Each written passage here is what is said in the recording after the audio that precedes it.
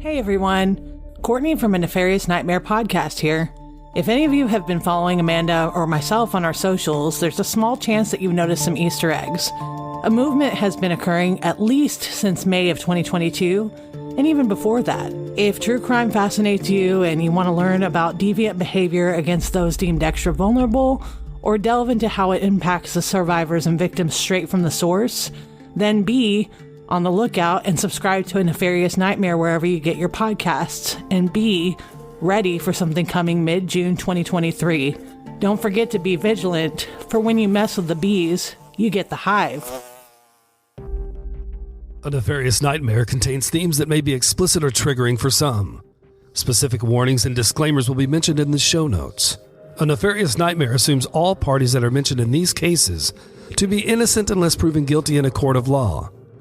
Listener discretion is strongly advised. Welcome to Season 4. Sex trafficking is a crime that we don't talk much about on this podcast, but we will moving forward. Sex trafficking is defined as the action or practice of illegally transporting people from one country or area to another for the purpose of sexual exploitation. Capture of the perpetrator or perpetrators in these crimes is seemingly impossible, as they often work in groups. However, with more public awareness being raised on these crimes, we all can start heading into the direction of more leverage and movement into investigating the suspects of these crimes. Today, we will be talking a little bit about Anthony Patterson and Janreani Bell, both who are suspected to have been involved in a major sex trafficking bust. With that, I'm Courtney Fenner. And I'm Amanda Cronin, and A Nefarious Nightmare presents Red Herring, the trafficking crimes of Anthony Patterson and Janreani Bell.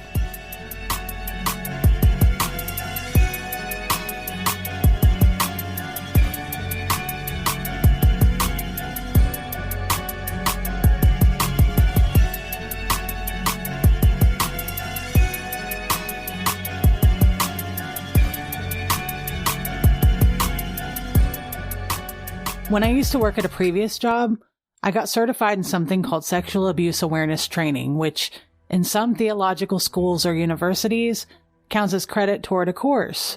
Prior to my certification, I learned a ton about sex offenders, pedophiles, trafficking, a little bit about victimology and criminology, and sex crimes as a whole. As many listeners of this podcast know, we primarily discuss crimes against those deemed especially vulnerable, and unfortunately, this more often than not includes sex crimes.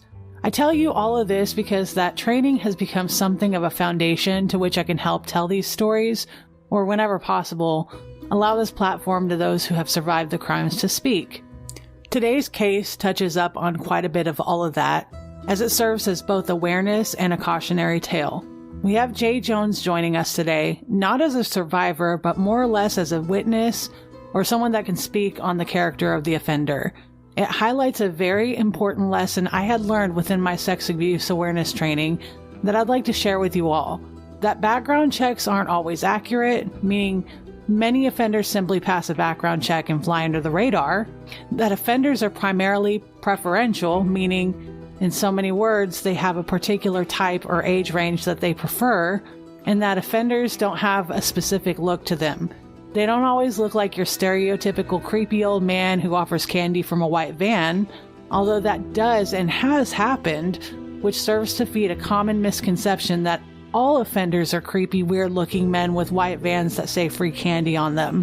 What I do want to reinforce into everyone's mind is that, very unfortunately, offenders can look like anyone. They usually lead a normal life and look like your average everyday Joe, and that offenders are not limited to just males. There are females who offend. And not to bring Ted Bundy into this, but as an example, nobody thought it was Ted Bundy at first because everyone perceived him as attractive and therefore trusted him. Look at how that turned out.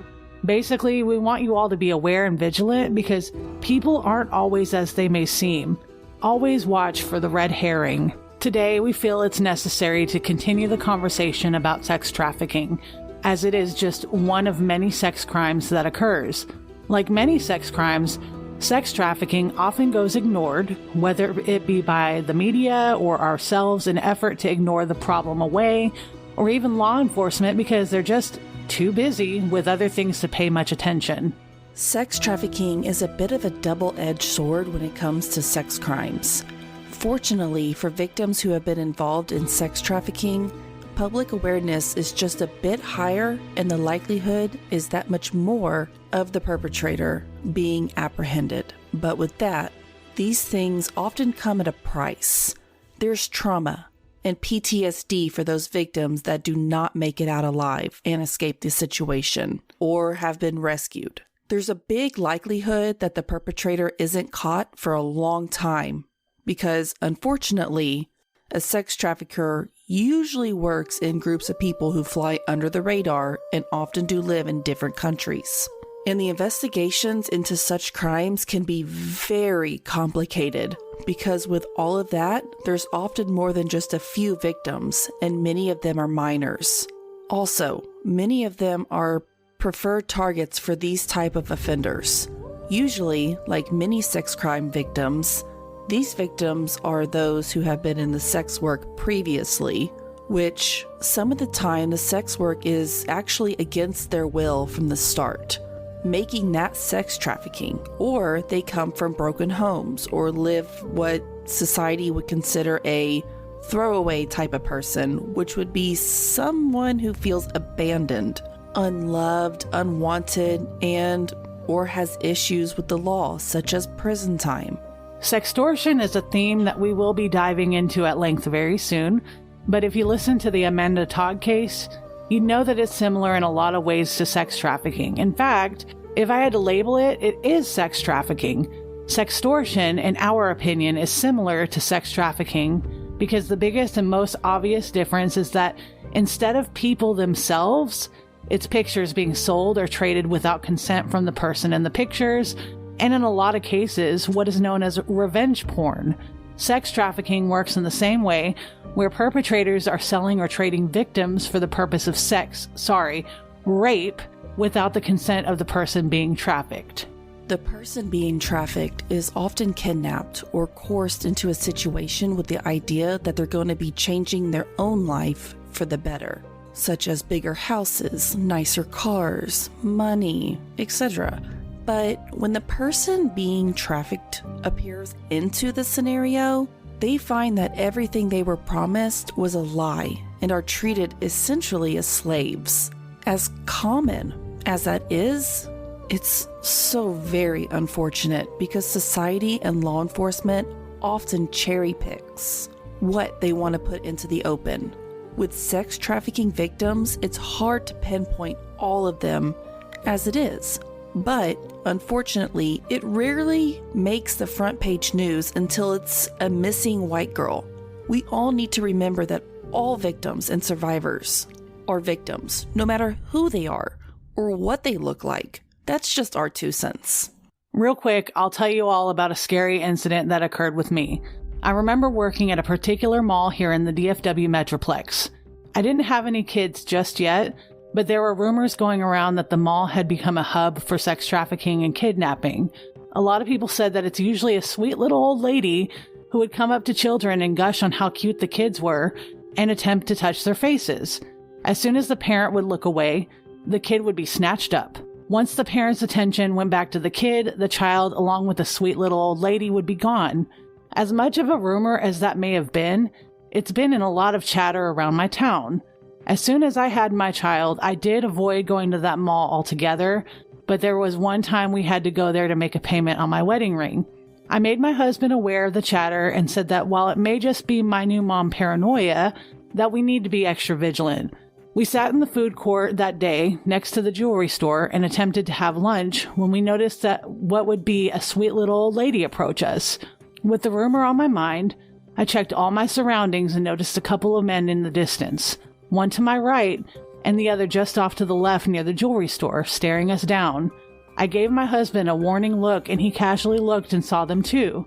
I forced my attention on my child, who was just a few months old at the time and as cute as a button, and heard my husband say, "All right, are we done eating? I'm ready to go home." We had barely touched our food at that point. I grabbed some of our belongings, keeping a close eye on my baby, and we got up and left. As we were leaving, I noticed the lady start to follow us and the two men starting to walk as well in the same direction. We both just started walking casually, staring straight ahead until we got our baby safely strapped into her car seat and headed home. My husband then told me on the car ride that he noticed the lady and the two men as well, and saw one of the men smiling at us in a creepy way. We were both so panicked but relieved. It very well may have been nothing and just a coincidence that this matched the rumor, but good God, I'll never forget that day, and I'm very grateful that we were hyper-vigilant on something that could have been. The case we will be discussing today is really complicated as there are many sex crimes, and we don't often talk about sex trafficking often on this podcast, admittedly. But we should. Today we have our friend Jay Jones from the Two Penny podcast. You have heard his voice before. He is the beginning and ending of season 4 currently. While he's not a victim of these crimes, he did actually have a close connection to one of the perpetrators and has requested that we bring awareness to it. We invited him on and interviewed him so he can tell us about what he knows, because we always feel it best when it comes directly from the source. My name is Jay Jones, and I'm originally from Bowie, Texas, and now residing in New Jersey. So I enjoy podcasting myself. I also enjoy playing golf, which I play a lot of. And the reason I'm familiar with this crime is because I worked for the company of the offender that is involved. The only thing I know about is the victims is that they were children. They were minors at the time of the crime, or I guess the accused crime, I should say, is they were 8 and 10 is what was released by the Sheriff's Department and the Texas Rangers. This allegedly happened in Vernon and Wichita Falls, Texas, between 2017 and 2019, according to the affidavits and from the knowledge that I have on it. As far as the perp, who is Anthony Patterson, I worked for his father, who is Harry Patterson. He opened up a dealership in Wichita Falls, Texas in 1979. It was called the Patterson Auto Group. He had 13 different dealerships as far as manufacturers. Most of them were based in Wichita Falls. 2 of them were in Bowie, Texas, and 1 of them was in Dallas, Fort Worth area. I worked for them for approximately 3 years, I think. Anthony was the vice president of the company, and the relationship that I had with him was through company parties, obviously through company emails, but mainly through company interactions. As a person, on a personal, I had no personal relationship with him outside of work. When I first met Anthony, it was through a company party, obviously, or a company gathering, and he gave a little speech, went around. I was one of the managers at the Bowie location, and we came around and obviously introduced himself. I found him to be cordial, not super, nothing stood out at the time until obviously when you hear about this, maybe your thoughts run to a little different coloring of the situation. But at the time when I met him, he seemed to be, he's obviously educated, comes from a well-off family. He was, obviously well-kept, well-dressed, nice, well-spoken, smart person. I do know that his father, Harry, was a Vietnam veteran, well-known, big philanthropist, started a school for children based on, it was a Christian school.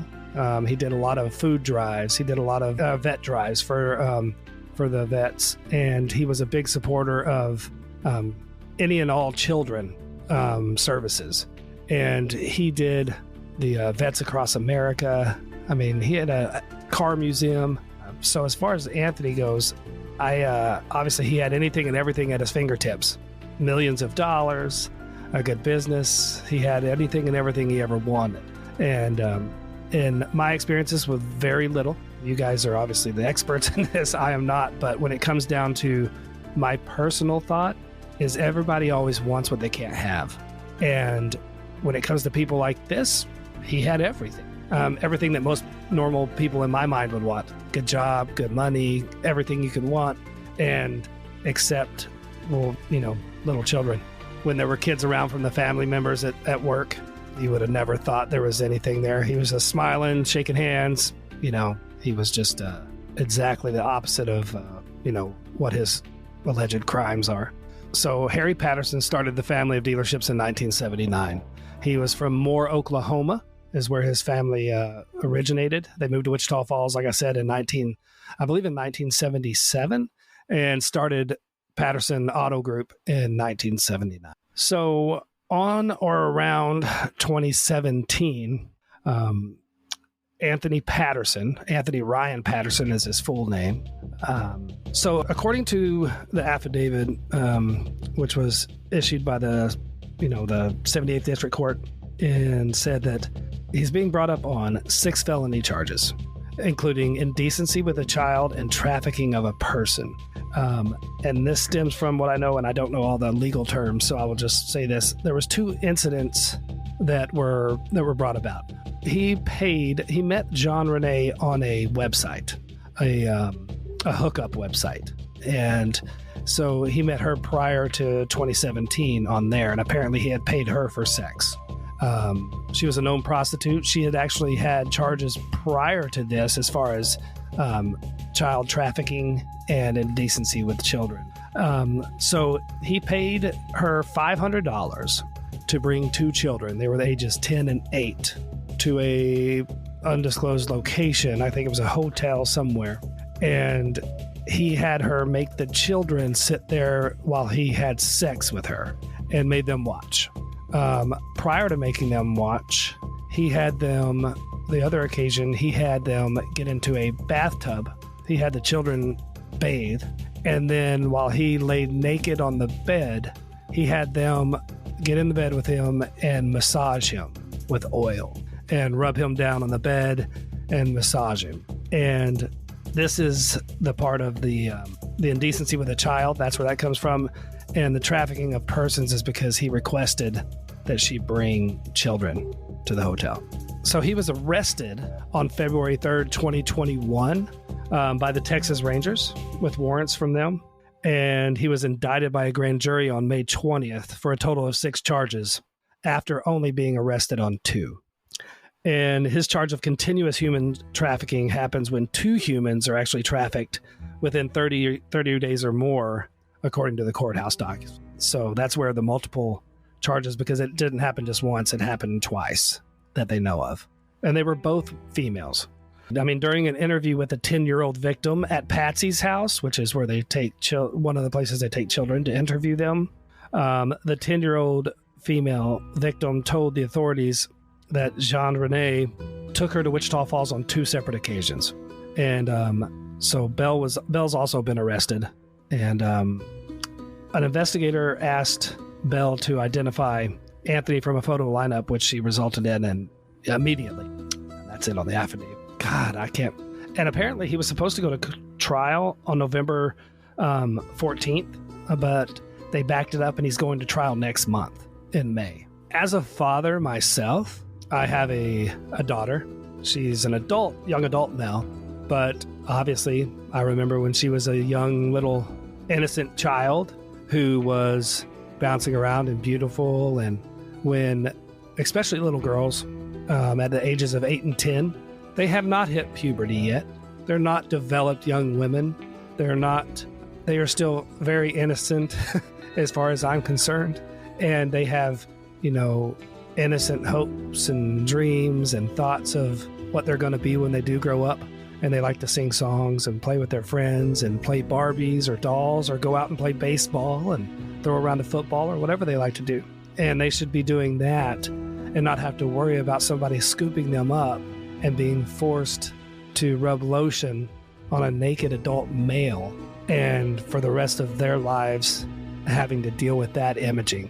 According to the Texas Department of Family and Protective Services, on records investigations of alleged abuse involving the mother of the Patterson victims, and records of any sexual abuse by the mother's husband or boyfriend. So there are some apparently links to these children being victims prior to this.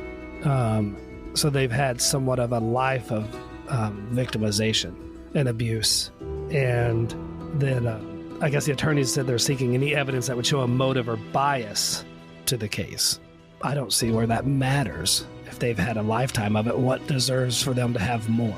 So I remember obviously in 2021 when the case broke and he was arrested, getting multiple messages from many people that I worked with, from people that worked there in Wichita Falls, the same location where Anthony was usually at, to people in Bowie, I probably had a dozen different former employees and employees that actually reached out, and all of them were in the same boat. Everybody was a little awestruck. I never heard from one employee or former employee that said that they felt like, oh, I knew this guy was a scumbag. And even from females in the company that usually have a little different insight or a little different sense of what's going on than guys do. Your guys' radar is a little bit different than ours. We're guys, we're not looking at him going, he's a creep. We don't really, unless we see something, as a guy, we're not tuned into it. We don't think about it the same way. And so I think we were a little blind to it, and we were a little taken back, obviously, by it, because we couldn't believe that this was happening. Because the thing is one of the, obviously, as the perpetrator, Anthony, his father was a well-known and well-respected businessman and person and family man in the Wichita Falls, Texhoma area, as they call it. And, there's a couple different thoughts, but as it goes, Harry, his father, ended up committing suicide. And that's what the police have said. But there's obviously other people think there was something else going on. And that leads me to believe that either he knew about it and couldn't deal with the fallout that was going to come, or he had no idea and couldn't live with the grief and guilt of it. I'd like to think the second part, because I really believe that Harry was a good guy. I would really like to encourage a call to action on this. And the reason being, I don't believe that this was just a one-off incident. I don't believe in my heart of hearts that a person that can do this to a child, that this was just a one-time thing. He actually had to ask this lady to bring 2 children. And where that came, there's no way that he was just like, oh, you know what? All of a sudden, I just want to have there's got to be some deep-rooted problems that have been lying or happening within him for years. And I firmly believe that there are other victims and people that have not come forward yet, have not told someone yet. Maybe there are some parents out there that know that their children were maybe abused by Anthony Patterson.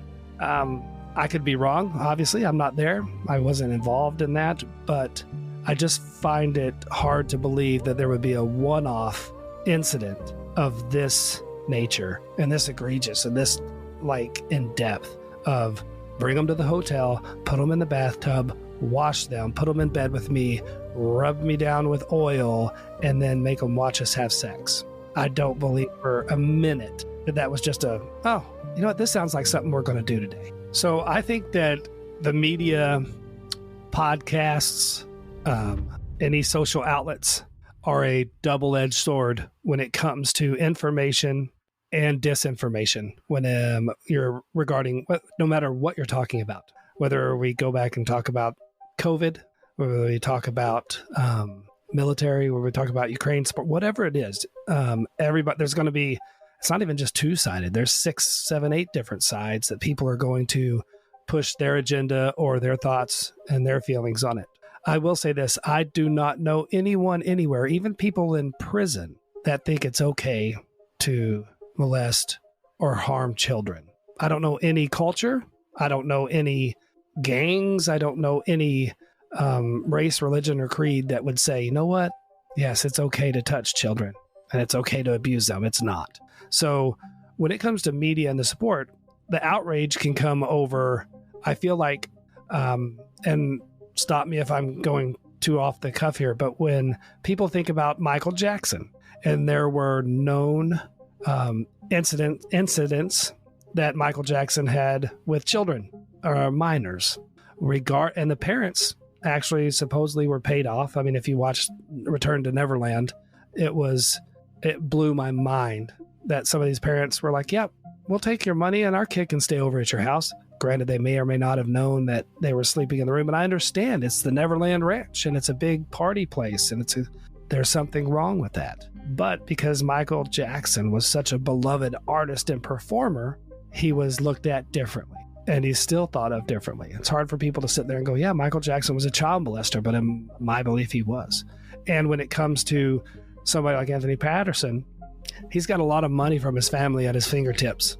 He has the same trial attorney that the lady officer in Fort Worth that shot and killed someone had. I mean, he's got an attorney that is going to do anything and everything they can to make sure he gets the lightest sentence or gets it thrown out or gets it taken off. But yeah, you're right. The media can always throw it off. And I think one thing that's needs to be said is that just like with your guys' with Minding the Beehive, it's put the information out there. And obviously you guys have your own thoughts and your own opinions. But I think it's great that you provide all the information that you have. You present it in a very open way. And it doesn't seem like it's, hey, we're leaning towards this way or that. We're wanting to get the information out there. We're wanting to protect people. And I think that's where it needs to be. It doesn't need to be sensationalized. It doesn't need to be blown up in a way that, oh my God. I mean, there are victims everywhere, every day. Right now, there are people being victimized. Children, women, men.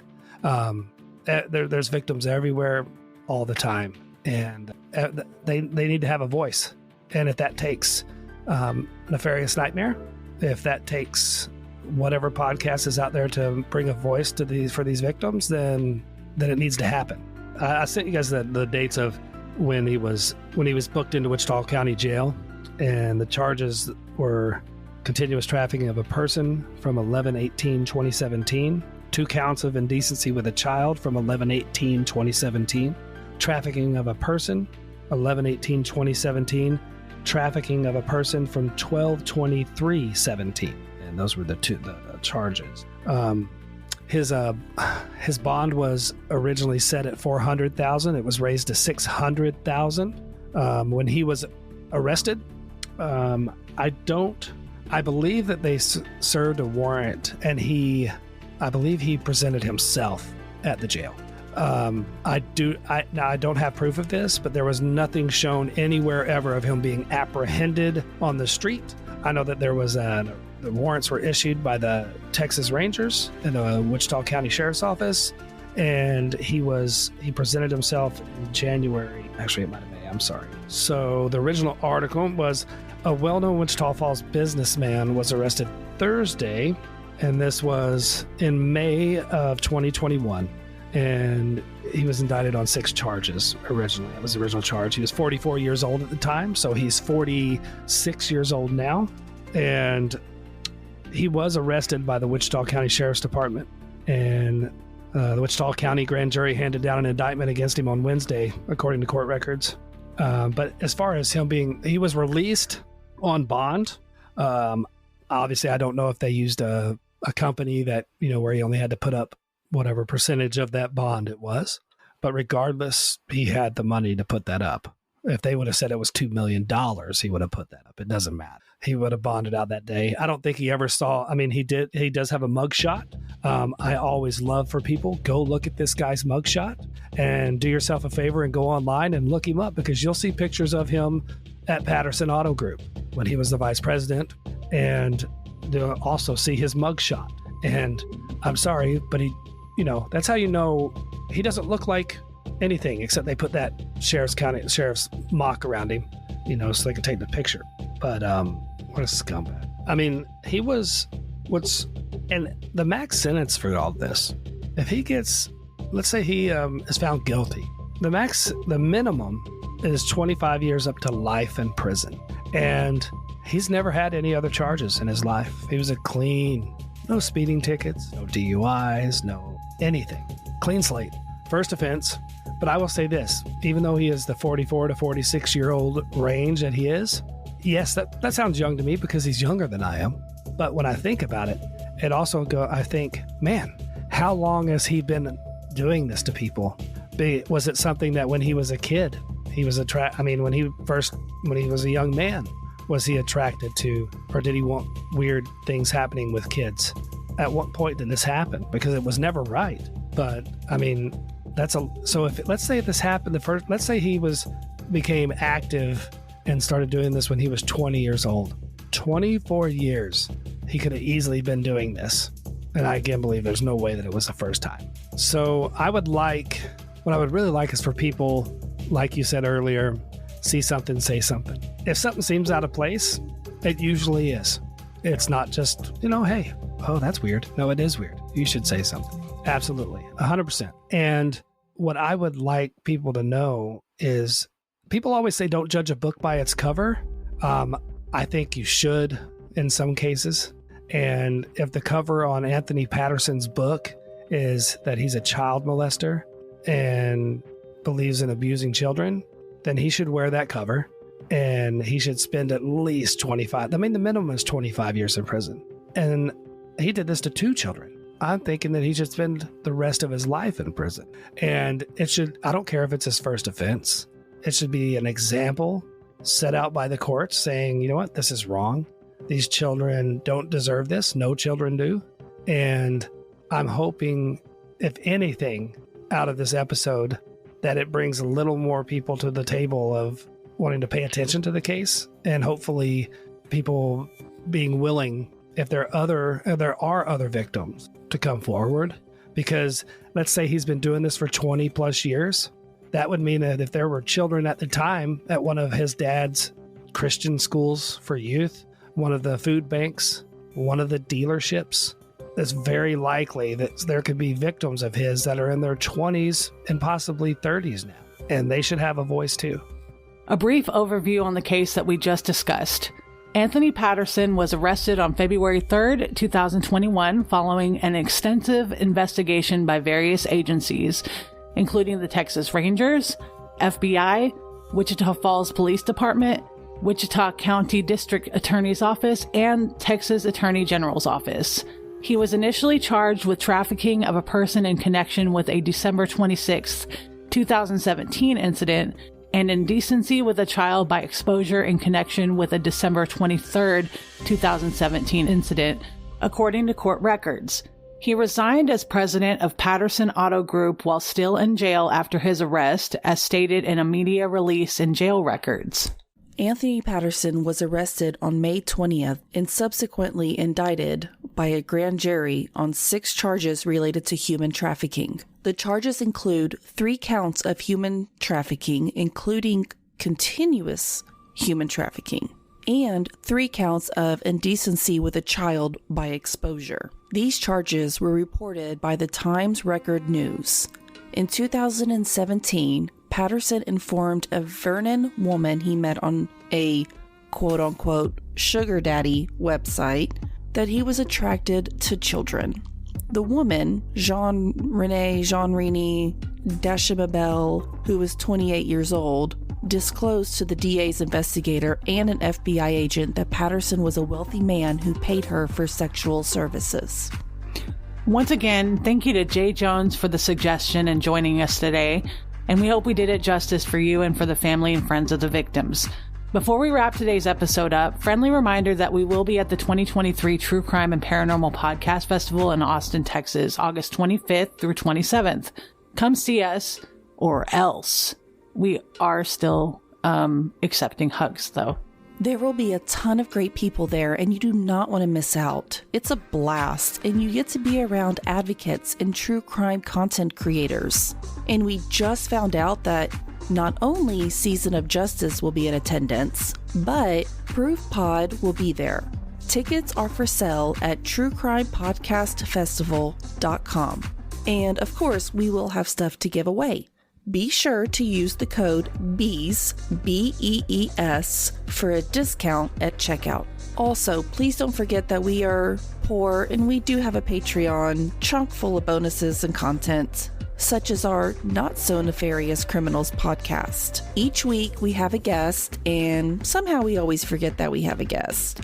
we talk about the lighter side of crime, such as the Florida Man. I also have a new segment on there about OG curse words, and it's just a fun time. It's a great time and a great palate cleanser.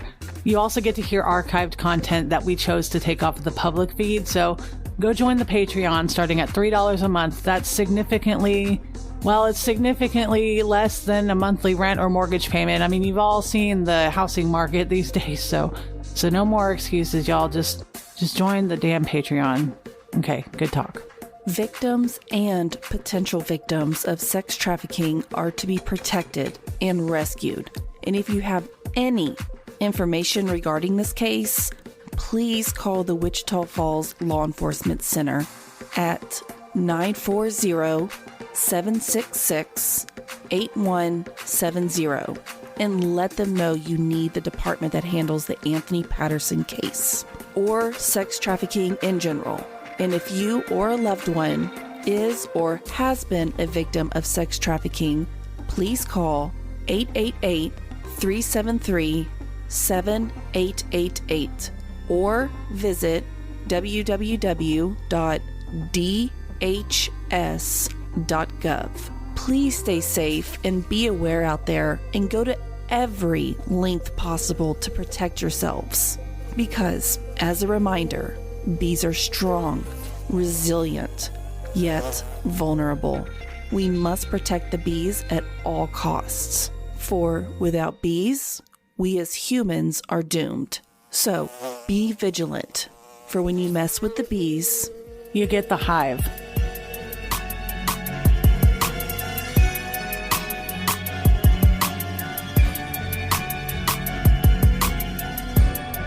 Thank you for listening to A Nefarious Nightmare.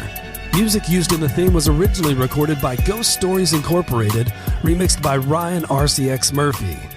Additional background music is provided by Epidemic Sound. A Nefarious Nightmare is scripted, researched, and produced by Courtney Finner and Amanda Cronin. This podcast is a Cloud 10 podcast managed by Sim Sarna, Sahiba Krieger, and Jamie Rice of Murderish and Dirty Money Moves. You can help us grow our show by leaving us a 5-star written review on Apple Podcast or Spotify. Or you can join our Patreon for lighthearted bonus content. Thank you, and as always, be vigilant.